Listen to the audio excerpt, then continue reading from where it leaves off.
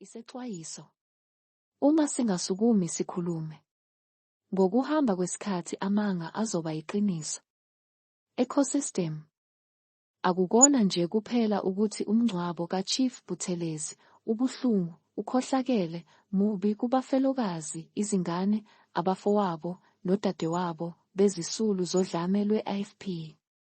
Lezalukazi bezizibuza ukuthi umyeni wami wabulawa ingane zincane. Ethi ulwela umzabalazo. Namuhla umbuso uyamjikela. Izisulu ziba ngabenzi bobubi.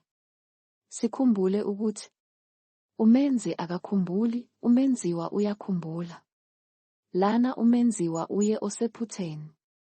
Ukuziphatha kosopolitiki okungenazwelo kubantu abamnyama ezweni kuyihlazo.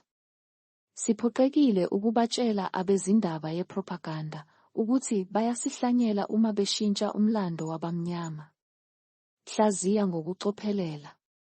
I-SABC kanye nabanye abezindaba bamazwe omhlaba bathengisa amanga. Bese ucabanga iminyaka ezi-5 izizukulwane zenkatha zizobe zisola izizukulwane zenu ngokuba namanga omlando. Bazothi abantu baseNingizimu Afrika bomdabu bakhululwa abe-IFP. Bazokwenza iGoogle kuvele wona lamanga SABC. Amanga manje azoba yiqiniso. Iqiniso kube amanga. Umbuzo umile.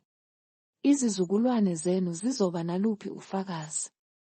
Ngoba sathula lapho bekufanele silungise umlando khona. Izinhlangano zomzabalazo ziyoba abadayisi. Inkatha kube abakhululi babantu. Lezi zindlu zemedia zadlala indima enkulu ekubambezeleni inkululeko yethu. Akukho okushintshile, bayingxenye yohlelo. Sifuna amaqembu epolitiki axolise. Ngiyazi ukuthi iningi liyakubona lokhu. Uthandilana.